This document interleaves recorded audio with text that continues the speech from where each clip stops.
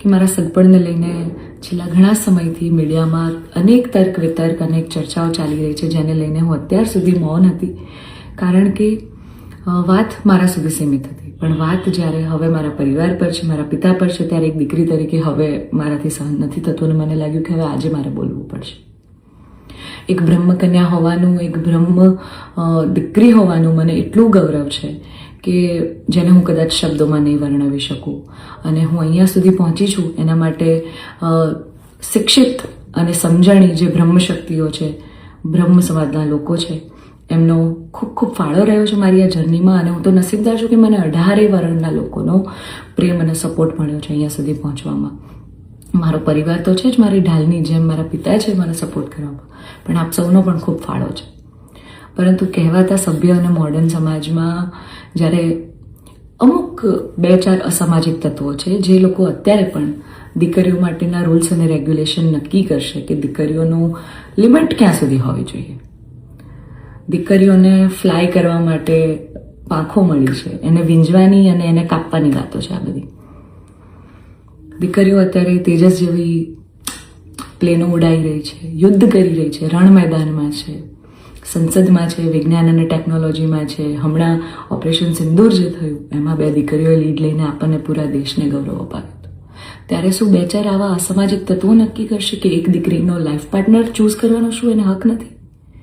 હું બહુ નસીબદાર છું કે મને એવો પરિવારને એવા પિતા મળ્યા છે જે મારી ખુશીમાં ખુશ થાય છે અને મારા નિર્ણયને જે મેં હરખે વધાવી લીધો છે. કારણ કે ઓફકોર્સ હું એક એવા પરિવારમાં જઈ રહી છું કે જે આખો ભક્તિમય પરિવાર છે. બહુ જ પરિવારના લોકો અને મારો પાર્ટનર મને એટલો પ્રેમ કરે છે કે જેમને હું જે છું, જેવી છું, જે પણ છું, મને ખૂબ આદરથી સત્કારથી એ લોકોએ સ્વીકારી છે.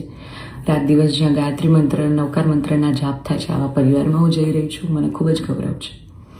એટલે હું તમામ બ્રહ્મશક્તિઓ, સમજણી અને શિક્ષિત જે લોકો છે, બાકીના લોકોના મગજમાં નહીં ઉતરે કદાચ આ વાત, પણ જે લોકો શિક્ષિત છે, સમજુ છે, એ લોકોને હું નમ્ર વિનંતી કરું છું કે આવા 2-4 જે અસામાજિક તત્વો છે ને, કે જે દીકરીઓની પાંખોને કાપવાની વાતો કરી રહ્યા છે, પ્લીઝ એને સમાજમાંથી દૂર કરો. નકર આપણો સમાજ ક્યાંયનો નહીં રહે. તમે દીકરીઓનું સારું જ કરવા માંગતા હોય ને તો દીકરીઓના શિક્ષણ માટે વાત કરો. નાની નાની દીકરીઓ પર જે બળાત્કાર થઈ રહ્યા છે એના માટે વાત કરો.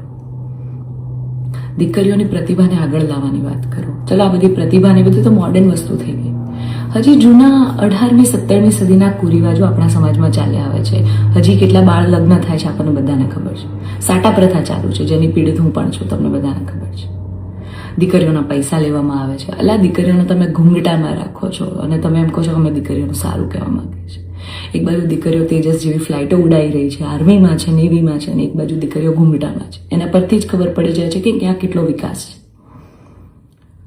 હું દરેક બ્રહ્મ શક્તિઓને, બ્રહ્મ આગેવાનોને નિવેદન કરું છું, આજીજી કરું છું કે આવા અસામાજિક તત્વોને સમાજમાંથી હટાવો.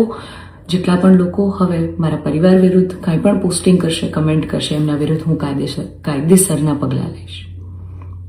કારણ કે એક દીકરી તરીકે, બ્રહ્મકન્યા તરીકે, જ્ઞાતિના નીતિ નિયમો પ્રમાણે જ્યારે હું ચાલતી હતી ત્યારે નાતના જ કોઈક લોકોએ મારા પરિવાર પર ચીટ કર્યું, અમને અંધારામાં રાખ્યા. એક દીકરી એક સગપણમાં હોય અને તો પણ બીજી સમાજમાં ક્યાંક લગ્ન કરી લે, તમને 2-2 વર્ષ સુધી છુપાવે, તમને ક્યાંય નહીં. તો જ્યારે આ આફત આવી ત્યારે મેં નક્કી કર્યું કે ભાઈ હું આ રિલેશનમાં નહીં રહું. મેં મારા પરિવાર માટે સ્ટેન્ડ લીધું. અને કોઈ છોકરાને શું, જ્યારે પરિવાર માટે અને મારા પિતા પર જ્યારે વાત આવશે ને ત્યારે હું ભગવાનને પણ છોડવાની તાકાત ધરાવું છું. એ દીકરી છું હું, બરાબર છે? એટલે આપ સૌને નમ્ર વિનંતી છે કે જેમ દેશની દરેક દીકરીઓ પોતાના જીવનની શરૂઆત કરે છે, એમ મેં પણ એક શરૂઆત કરી છે. આને પહેલાં તો કોઈ વિશેષ મોટો મુદ્દો બનાવવાની જરૂર નથી. અને આવા જે અસામાજિક તત્વો છે કે આમ કરશું, નાત બાર કરશું, અરે ભાઈ, તમને 5,000માં કોઈ પગાર પર નોકરી રાખવા તૈયાર નથી. તમે તમારા ઘરનું અને તમારું સંભાળો પહેલાં તો.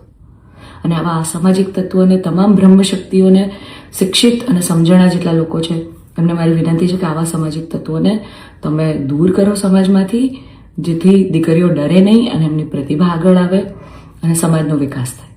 જય માતાજી, હર મહાદેવ.